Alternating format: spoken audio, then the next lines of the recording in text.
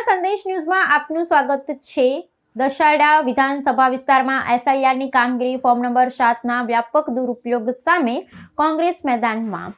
એસઆઈઆરની કામગીરી દરમિયાન જનસેવા અને પુરવઠાના કામકાજ પણ બંધ રખાતા પ્રજામાં રોષ। વિધાનસભામાં જે રીતે નિયત નમૂના 7ના ફોર્મથી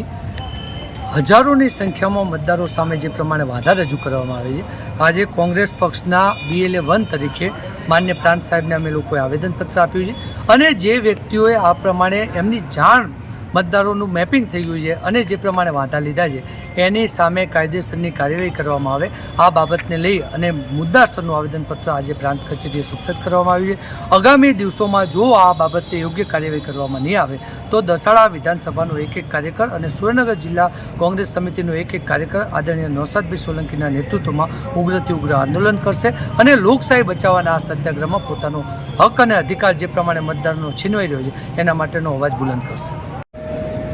આજે દસાડા તાલુકાની અંદર પ્રાંત ઓફિસે આવી અને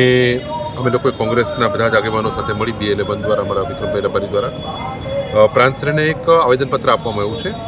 કે જે દસાડા તાલુકાની અંદર દસાડા વિધાનસભામાં અનેક હજારોની સંખ્યામાં જે બોગસ ફોર્મ નંબર 7 આવ્યા છે, એ બોગસ ફોર્મ નંબર 7ની અંદર અનેક પ્રકારે ભારતીય દંડ સંહિતા જે છે એની અંદર અનેક એની ગુનાઓ બની રહ્યા છે। ખાસ કરીને કલમ 161 હેઠળ, 316 હેઠળ ગુનો બને છે, 334 અને 336 હેઠળ ગુનો બને છે, 337, 338, 341 હેઠળ ગુનો બને છે અને જ રિપ્રેઝન્ટેશન ઓફ પીપલ્સ એક્ટ 1950 હેઠળ કલમ 31 હેઠળ ગુનો બને છે। એટલે જે કોઈ લોકોએ આ ફોર્મ નંબર 7 ભરવાની અંદર ગુનાહિત ષડયંત્ર કર્યું છે એ તમામ ઉપર તાત્કાલિક અસરથી ફોજદારી કાર્યવાહી કરવામાં આવે એ પ્રકારની માંગણી સાથે જ અમે લોકો એક આવેદનપત્ર આપ્યું છે અને જો એ તાત્કાલિક આની ઉપર કોઈ કાર્યવાહી નહીં કરે તો આગામી દિવસોની અંદર અમને કોંગ્રેસ પક્ષના બધા જ કાર્યકરો સાથે મળીને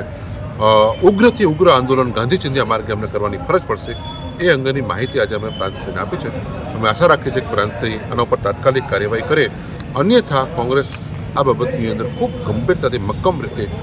અંતિમ સુધી લડી લેવા માટે મક્કમ છે।